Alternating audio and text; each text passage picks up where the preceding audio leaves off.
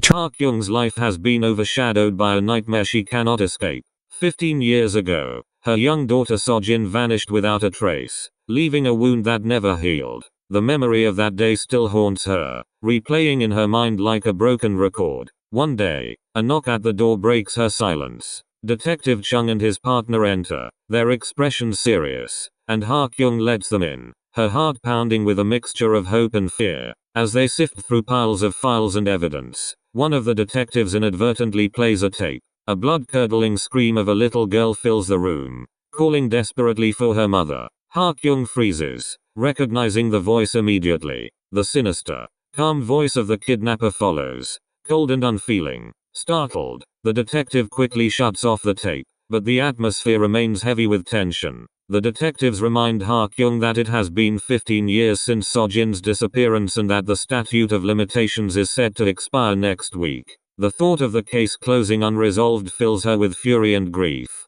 Tears stream down her face as she lays out the exhaustive investigation she has conducted over the years, showing every lead she has pursued, every clue she has meticulously followed. It is a mother's desperate attempt to claw justice from the shadows. Before leaving, Ha-kyung reminds Chung of the promise he once made, to find the person responsible for her daughter's disappearance. Chung's shoulders slump slightly, weighed down by guilt, as he recalls his failure to keep that promise. Days later, in a restless state, he revisits the crime scene from 15 years ago. To his astonishment, a single flower has been placed at the exact spot. He immediately calls Ha-kyung, but she denies leaving it. She knows that no one besides the police could have known the location, meaning the culprit himself must have returned. Chung notices a nearby surveillance camera and, together with his partner, reviews the footage. They see a man leaving the flower at night, but the darkness and distance prevent them from identifying him.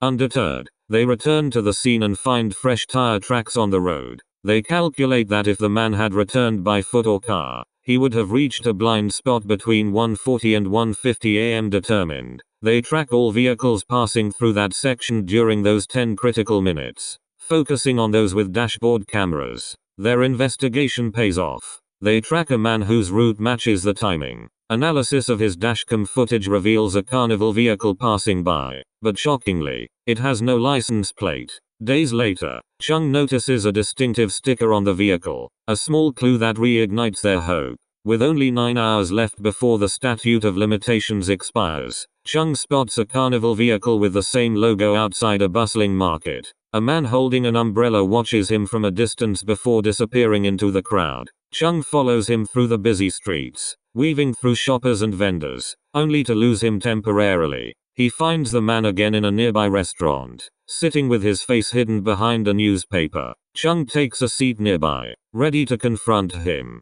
but just as he moves, his partner appears, causing the suspect to flee. In the chaos, Chung collides with Ha-kyung. Despite his desperate attempts, the man escapes in a car. At least Chung memorizes the license plate. Later, they learn it was stolen from an abandoned vehicle, leaving them with no solid leads. Ha-kyung suggests the criminal may have traveled elsewhere using the stolen plate, but Chung, feeling defeated, tells her to let it go. The statute of limitations is nearly up. Ha-kyung walks away, heartbroken. Chung, consumed by guilt, decides to resign from the force. On a rooftop, he burns the files from Sojin's case, listening to a voicemail from Ha-kyung requesting contacts of people she trusts. A final plea for closure. Days later, Han, an elderly man, plays with his granddaughter, Bom, at the playground. Suddenly, the house phone rings repeatedly, but when he tries to answer, the call is hung up multiple times.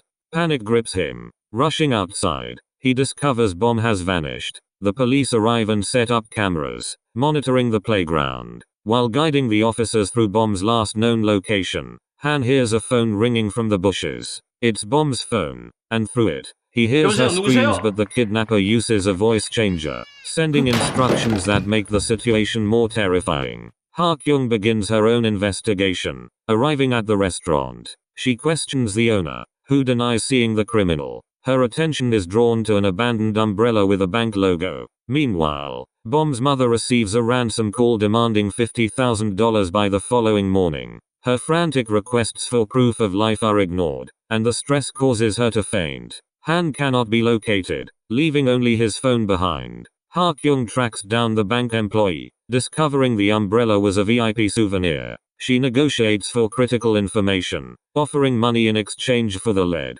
Bom's mother is then instructed by the kidnapper to locate proof of life in a garbage truck, recalling a situation Ha-kyung once endured. In a tense flashback, Ha-kyung had stepped in front of a truck, searching for evidence of her daughter, ultimately finding a Polaroid of Sojin. In the present, Bom's mother retrieves a photograph of her daughter in a similar scenario. Officer Kang notes that the current kidnapping mirrors Sojin's case exactly. Due to Chung's destruction of files, only a sketch of the suspect remains. Kang informs Chung, who is alarmed and reviews the burnt evidence. Flashbacks reveal Ha-kyung 15 years prior, delivering ransom at the train station. Soldiers exit the train, making it impossible to identify the kidnapper. The bag of money she carried is filled with counterfeit bills. The kidnapper escapes unnoticed, leaving chaos in his wake. In the present, Chung is certain the same criminal is replicating his perfect crime. Bom's mother follows the kidnapper's instructions, leaving a duffel bag with a tracker at the train station. Soldiers exit the train just like 15 years ago. The kidnapper cleverly removes the tracker, but Kang and Chung pursue him. A thrilling chase ensues, culminating with Chung intercepting the bag just in time. Flashbacks show Han trapped in the woods under the kidnapper's orders. He hears Bomb screaming but finds only a mannequin. Hours later, he escapes, following the kidnapper's instructions to wear a military uniform in order to save Bomb. Who provides her with all the crucial information about the VIP explains everything to the police. So the desperate a woman gives her cigarette some found money at in the scene exchange for the matches help. Han's DNA, and the Elsewhere, Polaroid wall is Bomb's discovered mom at once his again home, receives a call from the suggesting a kidnapper, connection. who agrees Despite to provide the proof evidence, that the kid Han is still insists alive. he did not commit the crime. He informs her that there will be a garbage Analyzing truck the passing in situation, 3 minutes in front of her realizes the house. real So criminal the must woman have quickly acted runs while out, Han was and we captive, soon see a taking the flashback of Polaroid Ha-kyung, and revealing orchestrating that she events was in the with same meticulous precision. Han's captivity provided the perfect cover for the kidnapper's manipulations. The true mastermind remains hidden, pulling strings from the shadows, showing a level of cunning and cruelty that continues to terrorize all involved. He asked his units to come, but unfortunately, all of them were busy that night. Ha-kyung eventually arrived at her destination, where she sat still while wearing a plastic bag over her head, as instructed by the kidnapper. In the present, Kang and Chung arrive at the train station to capture the kidnapper. Soon, Bomb's mom also arrives, and places the duffel bag in the designated spot, which contains a tracker.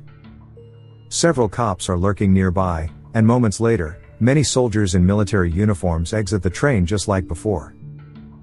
Just then, the cops notice the movement of the bag.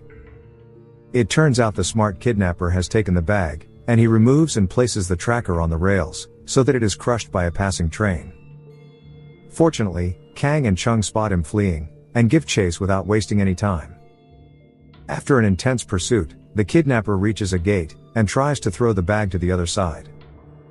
But Chung intercepts him just in time. And then, to their shock,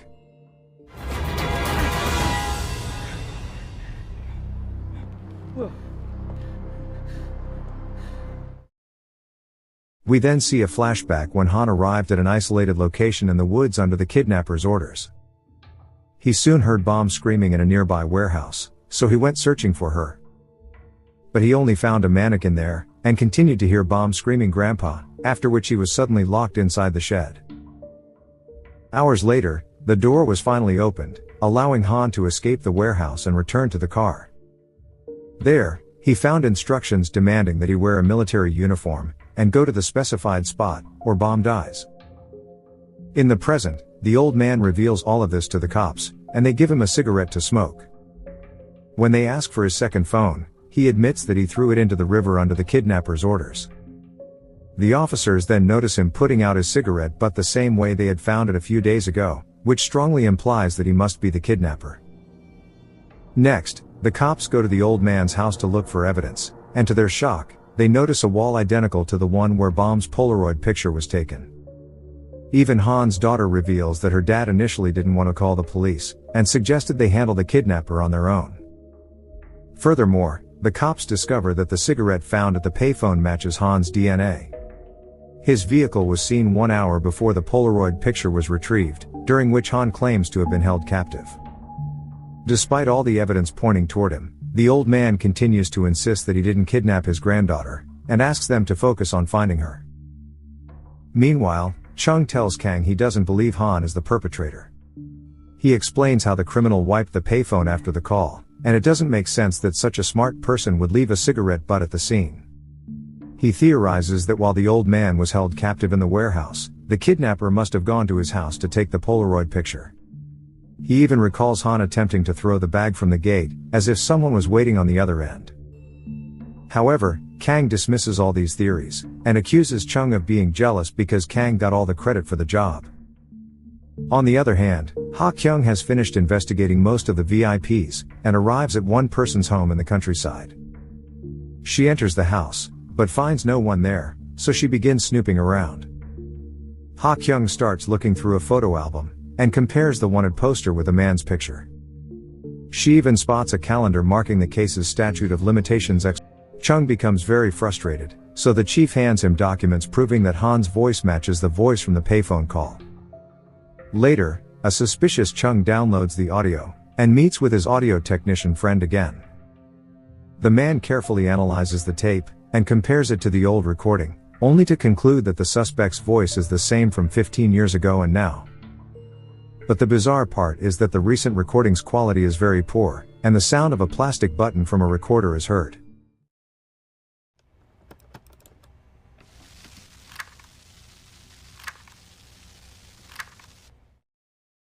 This indicates that someone used the same tape from 15 years ago in this new kidnapping. In a shocking twist, Chung recalls that, aside from the cops, the only person with the old recording is Ha Kyung, proving that she is the real mastermind. In the next scene, we see a montage of the investigation conducted by Ha Kyung, which turns out to be a flashback that happened before Bom's kidnapping. When she arrived at Han's home, she learned he was the kidnapper, and tried to stab him, but couldn't bring herself to do it. She then noticed the old man happily greeting his daughter and granddaughter. The poor woman felt it was unfair that he was so happy after ruining her life, so she eventually decided to kidnap Bom for vengeance. In the present, Chung tracks Ha Kyung's cell phone, and arrives in the rural countryside, where he finds her taking care of Bom.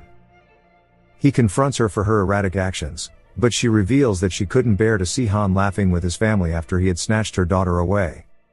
Chung wants to return Bom to her family, but she asks him to give her some time, as Han still hasn't repented for what he did. She begs him not to do anything until the trial, to which Chung reluctantly agrees, and leaves with the little girl.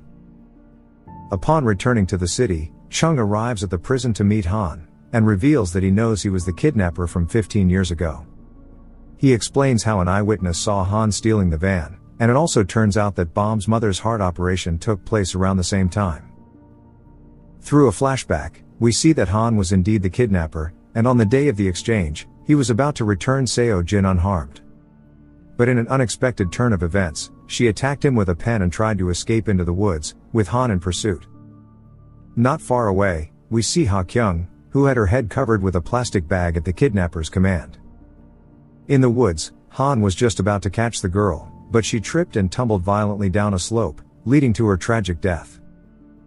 Chung soon noticed her body falling down from the woods onto the road, and he ended up crashing his car in an attempt to avoid hitting her.